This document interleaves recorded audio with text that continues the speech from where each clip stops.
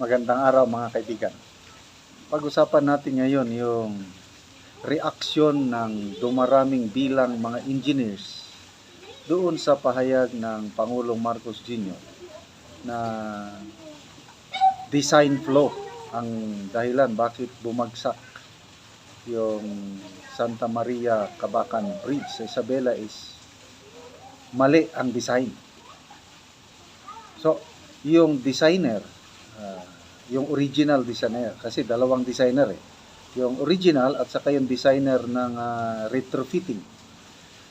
Nagsalita na si Engineer Alberto Cañete. Sabi niya, tama yung design. Pwede ba huwag muna kayong humusga? Hintayin natin yung resulta ng forensic engineering investigation bago kayo humusga. At ito ngayon, dumarami yung mga bilang ng mga engineers na dumedepensa o vouching for the expertise kung sino itong original designer, si Engineer Alberto Cañete. Marami na akong nabasa. At ito, ngayon ko lang nabasa, isang civil engineer na dati niyang estudyante. Ang pangalan niya si John Sherwin Sam. Dati niyang estudyante sa PUP Manila. At ito, basahin ko, Tagalog, Filipino version. Dalawa kasi itong kanya, English at Tagalog. So dito tayo sa Tagalog. Sabi niya, si Engineer Alberto Cañete, ang original na nagdisenyo ng gumuhong tulay sa Isabela, ay naging professor ko sa kolehiyo para sa matrix analysis of structures, reinforced concrete design 1, reinforced concrete design 2, at steel design. So, 4 na subjects. Noong panahon ko sa PUP Santa Mesa,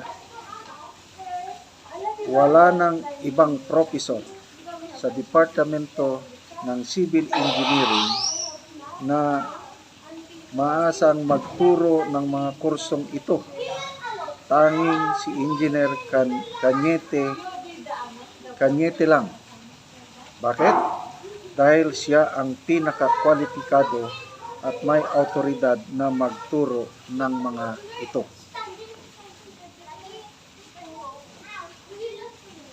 Bilang dating Pangulo, ito si Engineer Cañete, dating Pangulo.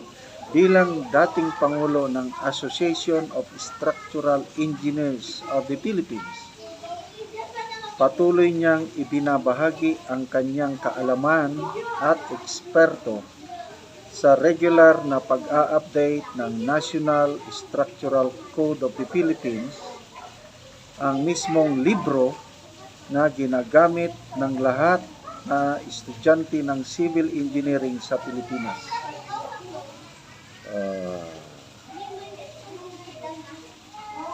Itong libro, kumbaga, ang aming Biblia. Sa tuwing papasok kami sa kanyang klase, hindi niya kailangang buksan ang librong ito dahil halos kabisado niya ito, pati ang eksaktong pahina kung saan makikita ang mga bagay na aming pinag-uusapan sa klase. So ito, sinulat niya ang librong ito, ang Biblia ng mga civil engineers sa Pilipinas. Ang author, si Engineer Cañete. Ganyan pala katindi itong original designer ng Santa Maria Cabacan Bridge na hinusgahan na kaagad ng Pangulo na mali ang design niya. Sino ba ang Pangulo? Civil engineer ba siya? Bakit binanggit niya na mali ang design? So ito ngayon, dinidepensahan siya ng mga dati niyang estudyante. So ituloy natin ha. Sa apat na kursong sa 4 na kursong yung subjects na pinagdaanan niya kay Engineer Cañete, sa 4 na kursong itinuro niya, 3 ang hindi ko ipinasa sa unang pagkakataon. Sa mga panahong nasa kolehiyo ako, mula sa taong 2004 hanggang 2009, walang naging Latin Honor Graduate sa Civil Engineering Department ng PUP dahil ang markang 3.0 ay isa ng konsolasyon. Palaging mataas ang pamantayang itinakda ni Engineer Cañete. Hindi naman siya terror, sa totoo lang. Pero ang mas nakakatakot ay hindi mo siya matatakasan bilang profesor.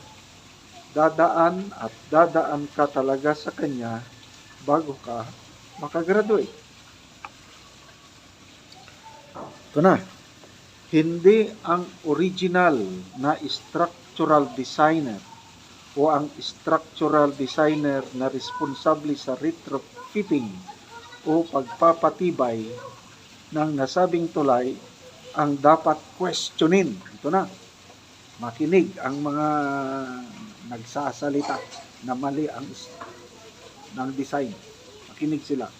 Sa halip, ang dapat mas imbestigahan ay ang mga irresponsableng kumpanyang hinayaang sobra-sobra ang kinarga ng truck upang makatipid sa gastos sa paghakot.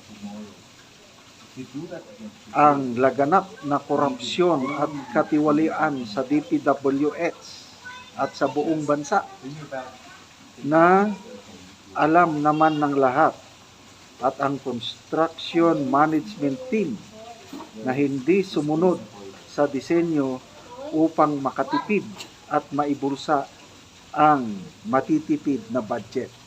Makinig kayo.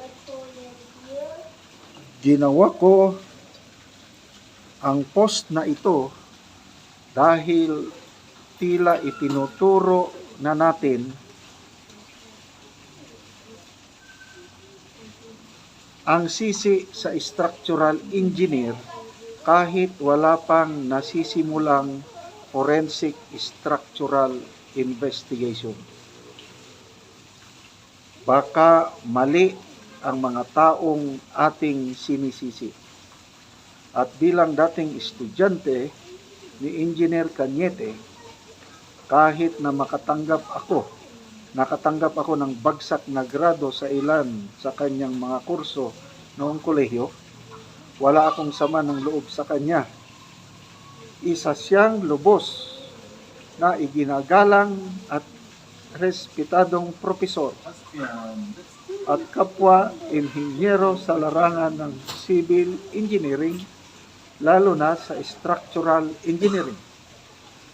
Lahat ng structural engineers ay civil engineers, pero hindi lahat ng civil engineers ay structural engineer. Para sa aming mga civil engineers, ang mga structural engineers na may kalibre tulad niya, si Engineer Cañete, ay maihahantulad ng mga associate justices sa Supreme Court, kung hindi man ang Chief Justice.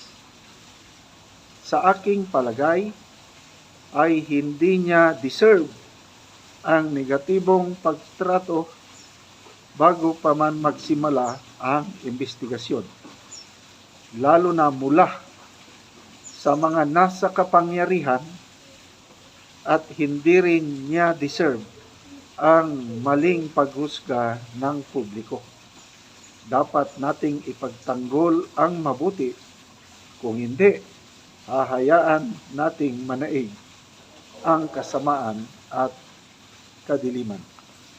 So, salamat sa post na ito ni Engineer, ano na yung pangalan niya? Engineer John Sherwin San. Marami pa akong nabasang post similar to this na nagdedepensa kay Engineer Alberto Cañete.